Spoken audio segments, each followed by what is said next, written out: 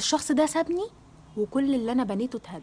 لما تبقى عمال تبني في حياة معينة مع شخص معين والشخص ده مش مناسب ليك، بس انت عمال تعافر وتدي العلاقة كل ما عندك من طاقة، وفي الاخر الموضوع كله يبوظ والحياة اللي انت بنيتها في خيالك دي كلها تتهد. بترجع تقول انا انتهيت، انا كنت راسم لنفسي حياة مع الشخص ده وحلم كبير وحلم بعيد، بس الشخص ده سابني وكل اللي انا بنيته اتهد.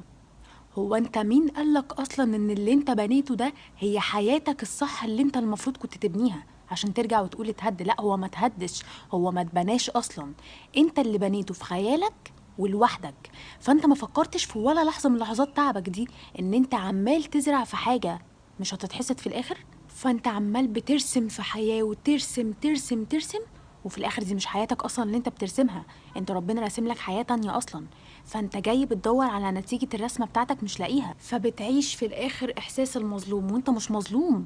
انت عمال تبني في عمارة الاساس بتاعها غلط فتهدد كلها.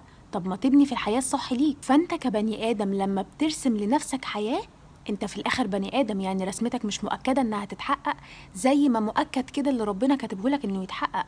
عشان كده بنتصدم في الاخر. فاحنا عمالين نرسم في اوهام، في حاجات منها بتتحقق وفي حاجات منها هي مش بتاعتك اصلا، بس انت عايزها تكون بتاعتك بالعافيه.